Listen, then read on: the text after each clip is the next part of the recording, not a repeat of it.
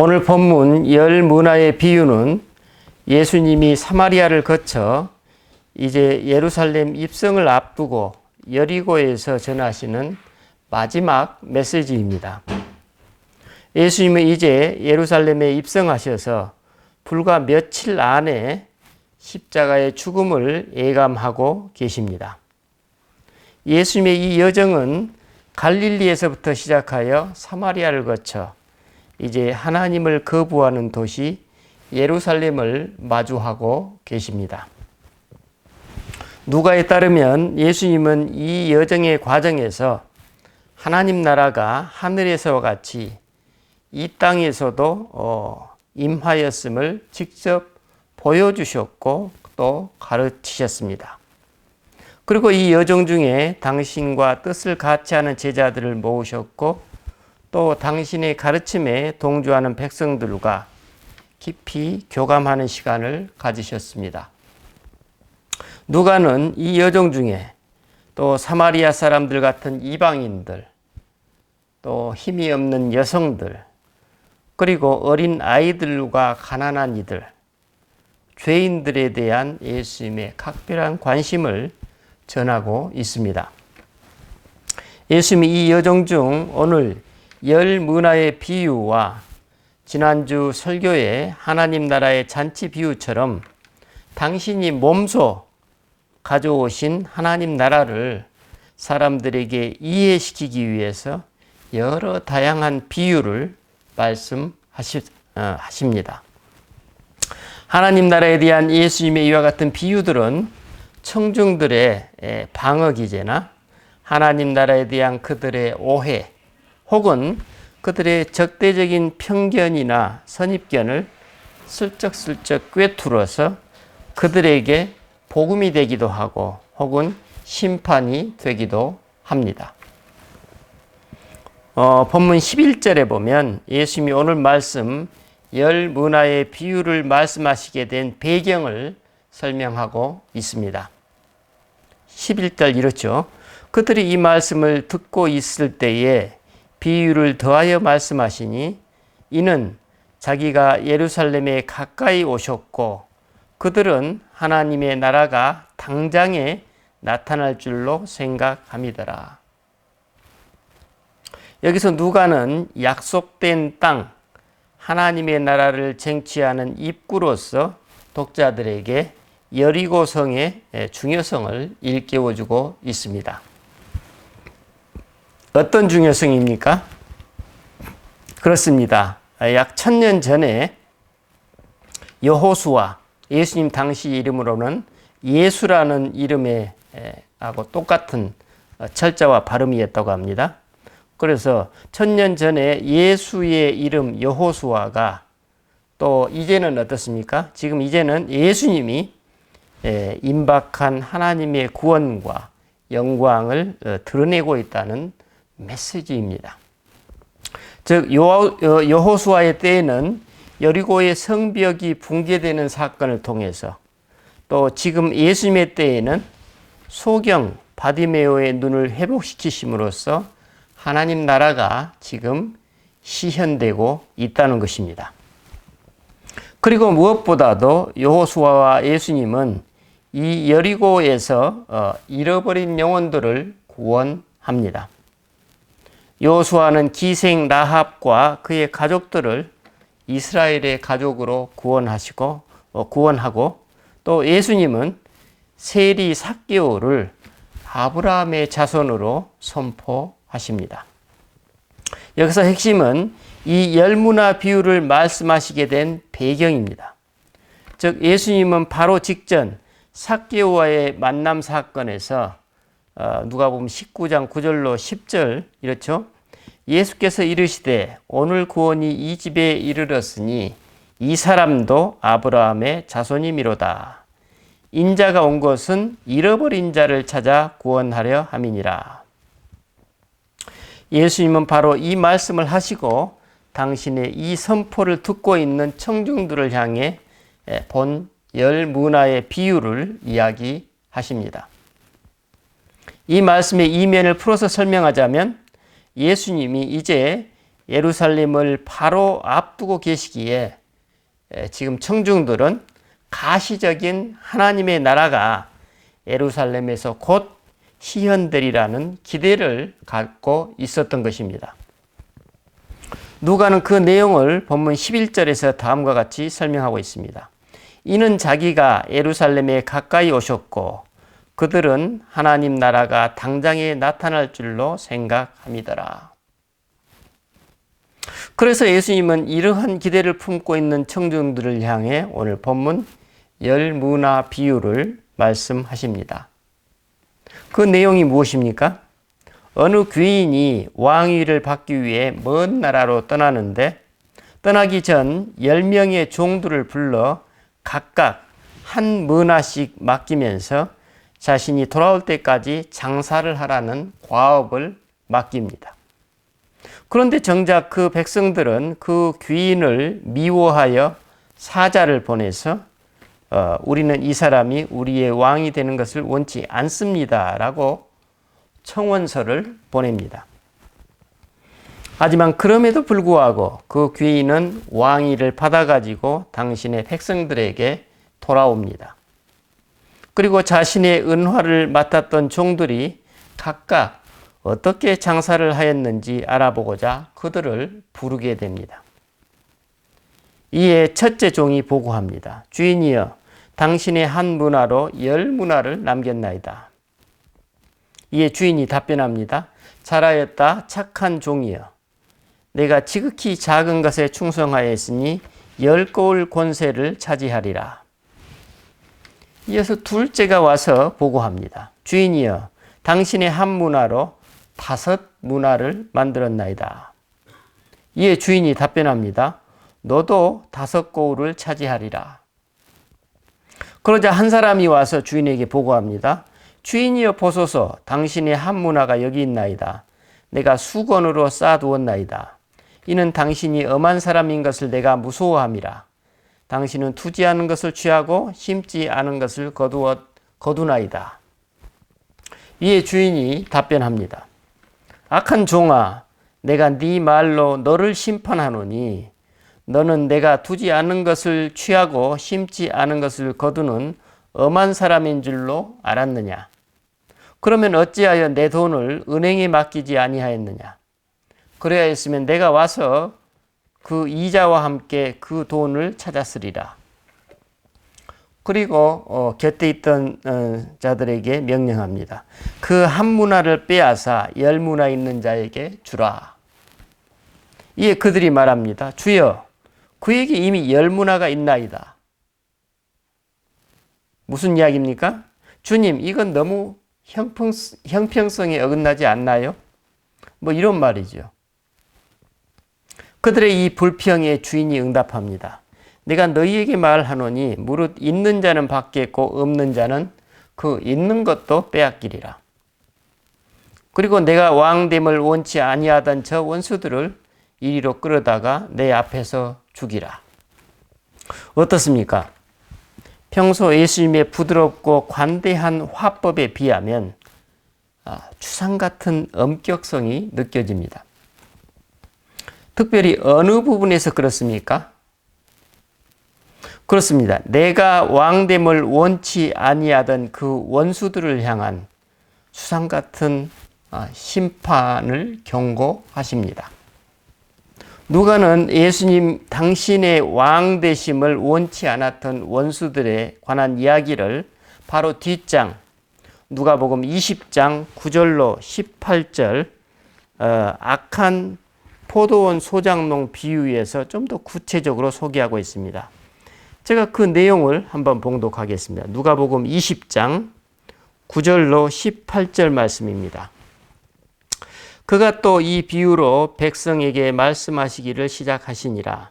한 사람이 포도원을 만들어 농부들에게 새로 주고 타국에 가서 오래 있다가 때가 이름에 포도원 소출 얼마를 바치게 하려고 한 종을 농부에게 보내니 농부들이 종을 몹시 때리고 거저 보내었거늘 다시 다른 종을 보내니 그도 몹시 때리고 능욕하고 거저 보내었거늘 다시 세 번째 종을 보내니 이 종도 상하게 하고 내쫓은지라. 포도원 주인이 이르되 어찌할까? 내 사랑하는 아들을 보내리니 그들이 혹 그는 존대하리라 하였더니 농부들이 그를 보고 서로 의논하여 이르되 이는 상속자니 죽이고 그 유산을 우리의 것으로 만들자 하고 포도원 밖에 내쫓아 죽였느니라. 그런즉 포도원 주인이 이 사람들을 어떻게 하겠느냐? 와서 그 농부들을 진멸하고 포도원을 다른 사람들에게 주리라 하시니 사람들이 듣고 이르되 그렇게 되지 말아지이다 하거늘 그들을 보시며 이르시되 그러면 기록된 바 건축자들의 버린 돌이 모퉁이의 머릿돌이 되었느니라 함이 어찌미냐.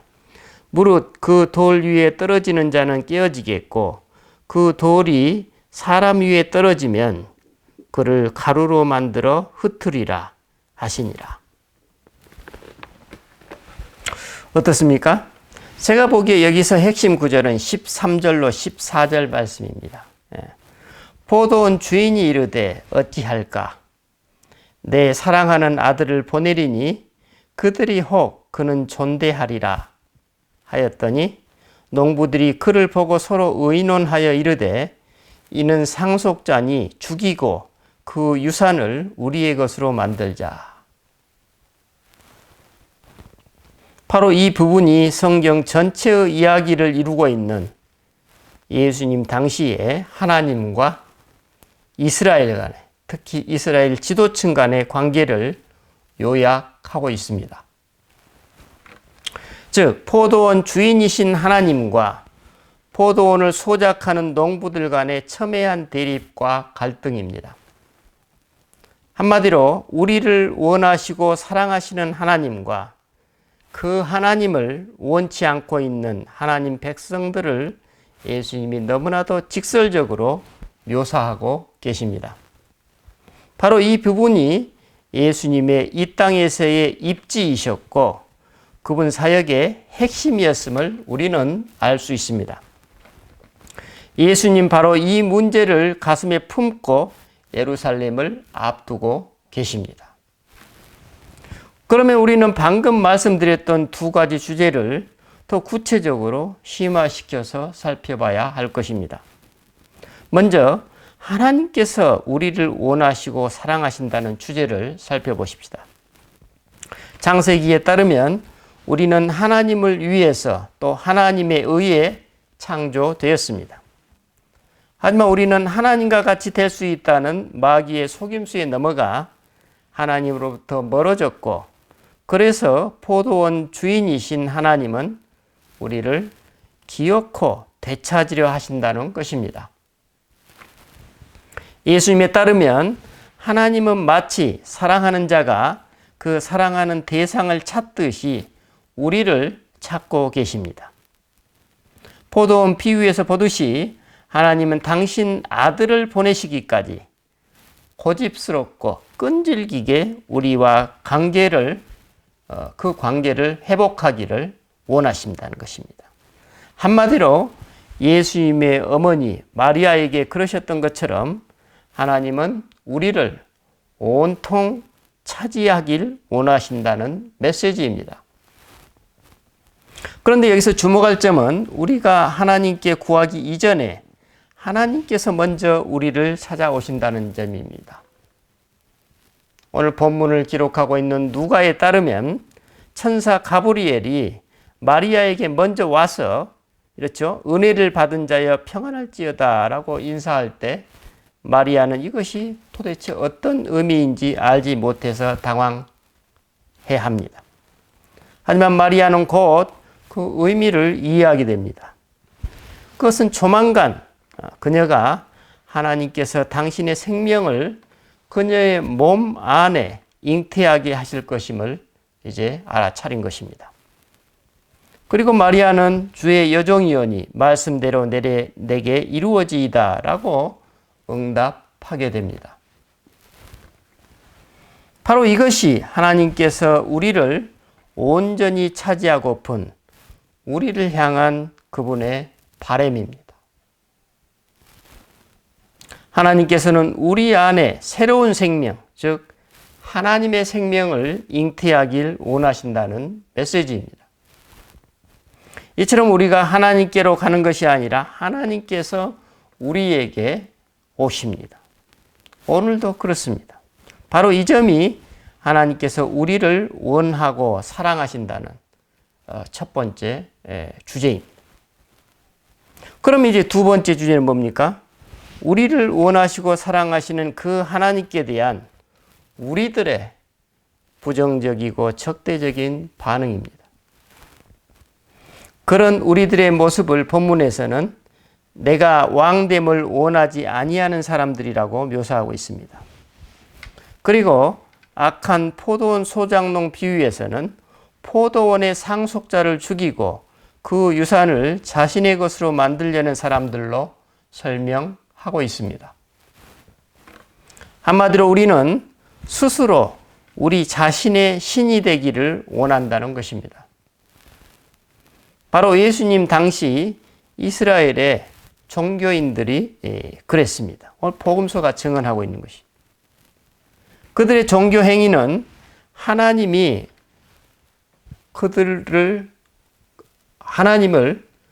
그들이 협력해야 될 그런 분이 아니라 그들의 적수가 되어 버렸던 것입니다. 당시 종교인들만이 아니라 오늘 우리도 내가 내 자신의 주인, 즉 내 자신의 신이 되기를 원하곤 합니다. 뱀이 인간에게 너희 눈이 밝아져 하나님과 같이 될 수 있다고 말했고, 그때 이후로 우리는 끊임없이 그 유혹에서 완전히 자유롭지 못하고 있습니다.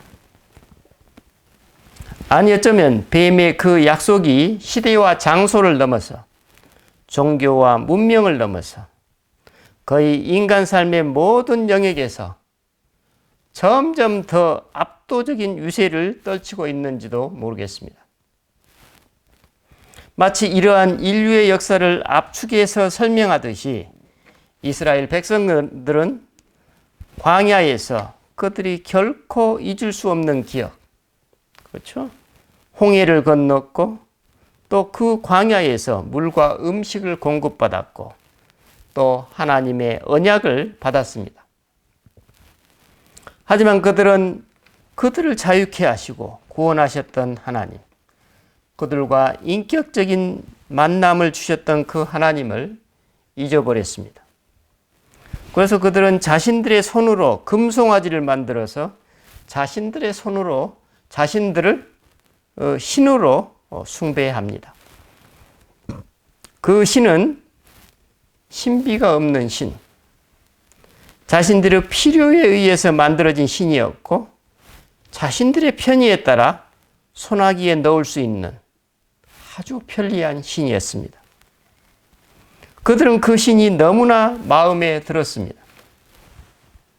그들은 그 신 앞에서 예배하고 먹고 마시고 잔치를 벌였습니다. 그들은 신을 만들었고 그 다음에는 자신들을 그 신과 동일시하게 되었습니다. 뱀의 약속대로 그들은 신과 같이 되었지만 그 신은 살아있는 신이 아니라 죽은 신이었습니다. 그들에게 생명을 주는 신이 아니라 생명을 빼앗아가는 신이었습니다. 뱀의 약속은 거짓이었던 것입니다.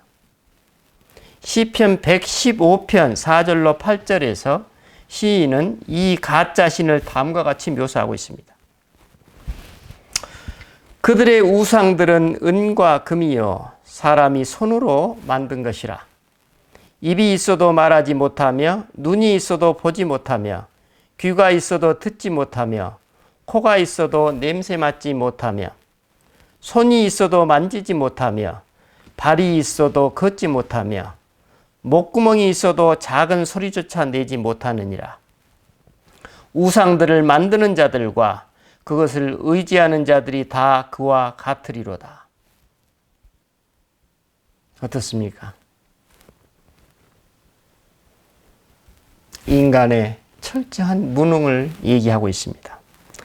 그들의 손으로 만든 신은 입이 있어도 말하지 못하고 눈이 있어도 보지 못하며 귀가 있어도 듣지 못하며 손이 있어도 만지지 못하며 발이 있어도 걷지 못하며 목구멍이 있어도 작은 소리조차 내지 못하는 죽은 신이라고 얘기하고 있습니다. 어떻습니까? 사실 오늘 우리도 이스라엘 백성들처럼 그 우상 숭배를 반복하고 있지는 않습니까? 바알과 아세라, 그리고 몰로, 그리스와 로마의 신들, 또 우리 동양의 샤만 신들, 그리고 오늘날에도 금송아지 생산의 모든 사활을 걸고 있는 세계 각국과 거대 기업들, 삶의 정수, 생명의 기운을 잃어버린 현대 문명을 2000수백여 년 전에 이미 이처럼 날카롭게 비판하고 있습니다. 우리가 여기서 주의할 점은 하나님을 원하지 않는 우리들의 모습을 보여주는 구약의 전형적인 이야기들이 이방인들의 이야기가 아니라 하나님이 구원하신 바로 그 백성들의 이야기라는 사실입니다. 그들은 다름 아닌 하나님의 계시와 언약을 받았고 그 언약을 잘 지키겠다고 약속한 하나님의 백성들이었습니다. 성경은 이처럼 하나님의 백성이 살아계신 하나님을 등지게 만드는 마귀의 성공 사례를 광범위하게 전하고 있습니다. 이러한 사실은 예수님이 좀 더 매력적인 그리스도의 모습으로 오셨으면 예수님을 추종하는 사람들이 구름대처럼 몰려올 것이라는 그 우리들의 생각이 얼마나 순진한 희망사항인지 일깨워주고 있습니다.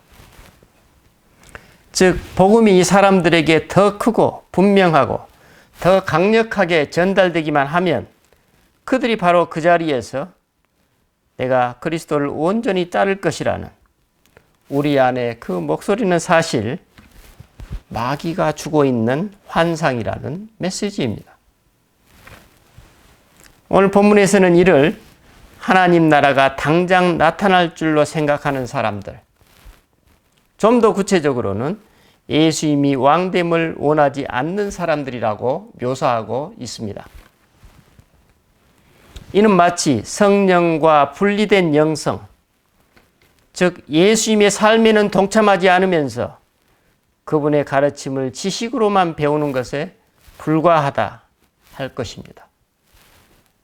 사실 예수님은 지금 바로 이와 같은 상태의 당신의 백성들을 위해 예루살렘으로 향하고 계십니다.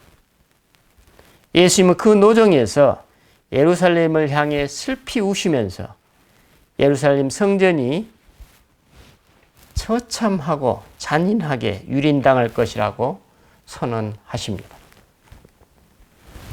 그들에게 무엇이 문제였습니까? 그렇습니다. 하나님 나라가 만들어지는 방식과 그 나라의 왕이 다스리는 방식에 대한 오해였습니다. 그 방식에 대한 반감이었습니다. 하지만 무지하게 달린 그 왕은 결국 어떻습니까? 하지만 무력하게 십자가에 달리신 그 왕은 결국 부활하여서 다시 살아나셨습니다. 그런데 심지어는 제자들마저도 십자가를 거쳐 부활하신 그리스도께 익숙해지는데 상당한 경험과 시간이 필요했습니다. 그것이 복음서의 증언입니다. 그들이 기대했던 방식이 아니었던 것입니다. 그런데 부활하신 그리스도는 이 세상을 무소불위의 칼로 다스리는 것이 아니라 아직도 용서와 화해, 평화와 관대한 사랑을 강조하십니다. 일견 참으로 무기력한 모습입니다. 바로 이 점이 어쩌면 오늘 우리에게 우리는 이 사람이 우리의 왕됨을 원치 않는다는 그 불평의 시발점임을 알 수 있습니다. 바로바로 시원시원한 해결책을 바라는 우리에게는 아직도 바로 이 영역에서 그분을 우리의 왕으로 흔쾌히 받아들이기 어려운 부분으로 남아 있습니다. 이 사실이 오늘 우리에게 무엇을 암시하고 있습니까? 그렇습니다. 오늘 우리의 일상에서 영으로 나와 함께 하시는 하나님, 우리는 실상 그 하나님과 함께 하면서도 그분의 부재를 경험할 수 있다는 것입니다. 과거 이스라엘 백성들이 그랬듯이 오늘 우리에게 찾아오시는 그 하나님을 우리의 의도와는 다르게 알아보지 못할 수도 있다는 것입니다. 오늘 본문은 우리들의 이러한 모습을 마치 예견이라도 하셨듯이 이처럼 당신을 싫어하는 백성들을 회복시키시고 다스리기 위해 돌아온 왕이 떠나기 전 10명의 하인들을 다시 부르십니다. 그리고 이제 그 명령을 잘 이행했는지 확인하고 있습니다. 즉 그들이 주인을 떠나지 않고 있었더라면 했을 일들을 그들이 주인을 대신해서 주인의식을 가지고 계속 했는지 확인하는 것입니다. 주인은 이 같은 기대를 가지고 그들이 알아서 일하도록 한 문화식을 맡겼던 것입니다. 그래서 주인은 종들을 불러서 일이 어떻게 진행되었는지 묻습니다. 그 첫 번째 종은 맡긴 돈보다 10배를 불렸고 두 번째 종은 5배로 불렸다고 보고합니다. 그런데 세 번째 종은 받았던 한 문화를 수건으로 싸두었다가 그대로 되돌려 줍니다. 그는 아무 일도 하지 않은 것입니다. 예수님에 따르면 10명 중 이 2명을 제외한 나머지 7명은 종으로서의 직무를 유기한 것입니다. 오늘 이 비유 속의 7사람, 바로 이러한 우리들의 모습이 예수님이 왕 되심을 원하지 않는 사람들, 예수님의 존재 방식과 삶의 방식에 동의하지 않는 사람들과 같다는 것입니다. 여러분, 오늘 나는 이러한 예수님의 방식에 동의하고 있습니까? 실제로 그 예수님의 방식을 지금 내 몸과 마음과 삶 가운데 익혀나가고 있습니까? 여러분, 예루살렘으로 가시는 예수님과 함께하는 우리들의 삶은 앞으로도 계속될 것이고 지금도 계속 진행되고 있습니다. 주인이 맡기신 문화, 즉 그분의 존재와 삶의 이야기죠, 이게. 그분의 그 존재와 삶의 이야기는 이제 오늘 우리들의 이야기 속에서 계속 메아리쳐서 울려나갈 것입니다. 예수님은 오늘 하나님 나라가 바로 이곳 우리들의 이야기 속에 있다고 지금 말씀하시는 것입니다. 동시에 우리가 실제로 바로 그 예수님의 이야기 속에 살아가고 있습니다. 이것이 실제입니다.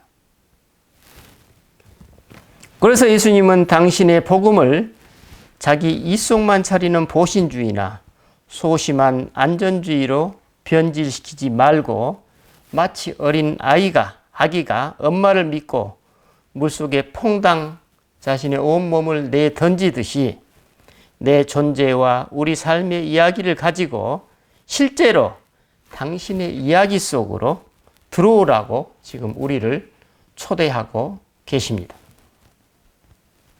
당신이 우리에게 맡기신 한 문화를 수건에 싸서 그냥 보관만 할 것이 아니라 그것을 잘 사용해서 풍성한 삶을 누리라고 말씀하십니다. 기도하십시다. 주님, 우리는 오늘도 당신의 거대한 창조 이야기와 언약 이야기, 그리고 이스라엘과 예수님의 이야기, 그 연장선에 살아가고 있습니다. 특별히 우리는 매일 예수님 당신의 이야기와 당신이 들려주신 이야기들 속에서 잠들고 또 깨어납니다. 주님, 그런 우리가 어제보다 오늘 더 예수님의 방식에 익숙해지고 있는지, 아니면 그 방식을 두려워하고 있는지, 있지는 않는지 돌아봅니다. 주님, 한 문화로 10개, 또 5개의 문화로 배가시켰던 그 종들의 삶이 오늘 우리들의 삶이 되게 하옵소서. 우리 주 예수 그리스도 이름으로 기도드립니다. 아멘.